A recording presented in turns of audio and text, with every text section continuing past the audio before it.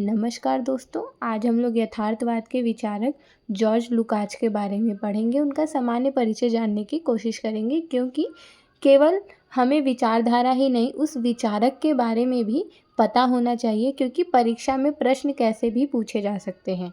कई बार टिप्पणी में उस विचारक की केवल विचारधारा ही नहीं बल्कि विचारक के बारे में भी पूछ लिया जाता है। तो वीडियो के अंत तक बने रहिएगा। चलिए हम वीडियो को शुरू करते हैं।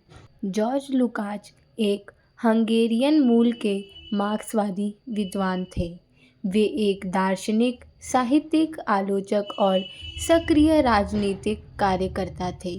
मतलब जो जॉर्ज लुकाच हैं वो मूलतः मार्क्सवादी विद्वान थे। वो मार्क्सवादी विचारधारा पर कार्य करते थे और वो एक दार्शनिक थे, वो एक साहित्यिक आलोचक थे और साथ ही साथ वो एक सक्रिय राजनीतिक कार्यकर्ता थे। मतलब वो पॉलिटिक्स में एक बहुत ही सक्रिय कार्यकर्ता रहे हैं।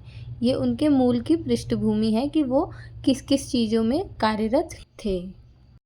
लुकाच ने कट्टरतावादी भावधारा से दूर रहते हुए साहित्य और कला की गहरी समझ से यथार्थवाद की प्रामाणिकता व्याख्या पेश की। मतलब कि आप देखोगे कि बहुत जगह किसी भी चीज़ की कट्टरतावादी होती है, अतिशयता होती है किसी भी भावना की, किसी भी विचारधारा की, तो हम उस यथार्थ से दूर होते जाते हैं। जैसे मार्क्सवादी विचारधारा ही है, तो उस मार्क्सवादी विचारधारा में जो वो विचारधारा है, अगर हम उसमें बहुत ज़्यादा कट्टर हैं, एकदम ही कट्टर हैं हम, तो हम उसी विचारधारा में खो जाते हैं और जो सच्चाई है उससे विपरीत हम कहीं ना कहीं उस यथार्थ से दूर होते जाते हैं। तो हम बार बार जिस विचारधारा में हम कट्टर हैं, जिस विचारधारा में हम बहुत ज़्यादा उसका हमारे ऊपर प्रभाव है, तो हम उसी चीज़ को दिखाते रह जाते हैं। परंतु यहाँ पर जो लुकाच हैं, उन्होंने साहित्य और कला की गहरी समझ हमारे सामने प्रस्तुत की है, यथार्थवादी विचारधारा दिखाई है कि किसी भी विचारधारा में हमें ज़्यादा कट्टरवादी नहीं होना चाहिए।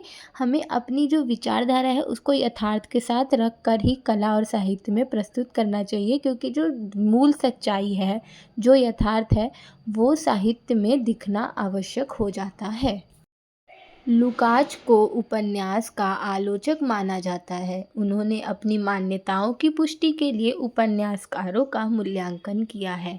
मतलब कि लुकाच जो थे वो मूलतः उपन्यासकार जो थे या जो उपन्यास थे उन सब की आलोचना करते थे। जैसे कि रामचंद्र शुक्ल हैं, उन्होंने आलोचक के तौर पर निबंध साहित्य में हर विधा का उन्होंने आलोचना की है, उसके मूल्यांकन किया है, उसके गुण दोष विवेचन किया है।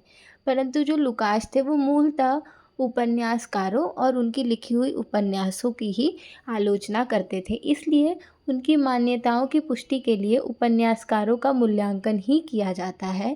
जब भी हम उनकी मान्यताओं को देखेंगे तो हम उपन्यासकारों का मूल्यांकन अवश्य करेंगे, क्योंकि उन्होंने मूलतः अब सबसे ज़्यादा आलोचना उपन्यास की ही की है।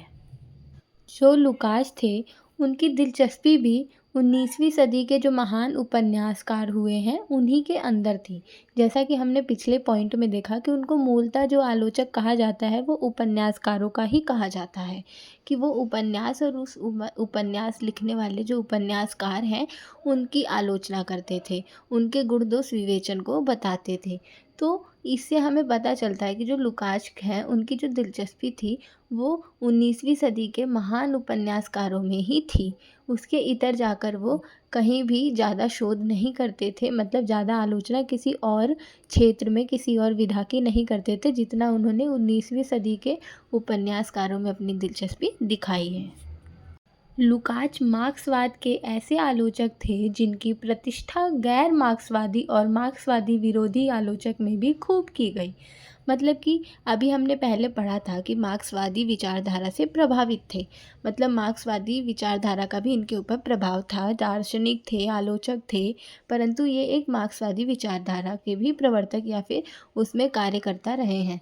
परंतु ये मार्क्सवादी होने के बाद भी इनकी आलोचकों ने बहुत ही आलोचना की है कि ये गैर मार्क्सवादी हैं या फिर इनके मार्क्सवादी विरोधी जो आलोचक हैं उन्होंने इनकी बहुत ज़्यादा मतलब उसके अंदर इनकी प्रतिष्ठा होती है कि ये मार्क्सवादी होते हुए भी गैर मार्क्सवादी कहलाते हैं या मार्क्सवाद के विरोध में खड़े होते हैं। क्यों? इसका पॉइंट क्या है? क्योंकि इसका मेन मकसद ये है कि जब हमने इनकी विचारधारा को देखा कि ये मार्क्सवादी विचारधारा से प्रभावित है, परंतु इनकी मेन जो विचारधारा है वो है यथार्थ को दिखाना। तो हमने ये देखा कि ये किसी भी चीज़ में कट्टर नहीं हो रहे हैं, किसी भी चीज़ में कट्टरतावादी नहीं ला रहे हैं अपने अंदर, ये केवल यथार्थ पे जा रहे हैं। तो ये मार्क्सवादी विचारधारा के तो प्रभावित थे, परंतु उन्होंने उसके अंदर केवल शोषण और शोषित वर्ग को ही नहीं दिखाया है। उन्होंने उससे इतर जाके जो यथार्थ है, जो उस समय सच में हो रहा था, उस चीज़ को दिखाया है। क्योंकि ये इनकी बहुत ही ख़ास बात है कि किसी भी विचारधारा से प्रभावित होंगे तो उसमें यथार्थ को ही दिखाएँगे, बस अपनी विचारधारा को नहीं दिखाएँगे। इसलिए इन्हें मार्क्सवादी विचारक होने के बाद भी इन्हें गैर मार्क्सवादी या फिर मार्क्सवादी विरोधी कहा जाता है। तो आज की हमारी वीडियो यहीं पे समाप्त होती है। हमने इनका सामान्य परिचय देखा कि जो लुकाच हैं उनके जीवन में किस किस चीज़ का प्रभाव था, उन्होंने किसकी आलोचना की है, किस में अपनी दिलचस्पी दिखाई है और किस विचारधारा के ये प्रभाव में थे, परंतु उसमें यथार्थ को भी इन्होंने सामने लाया है। तो ये छोटी सी वीडियो आशा करती हूँ आपके काम आएगी। वीडियो अच्छी लगी हो तो वीडियो को लाइक कर दें। धन्यवाद।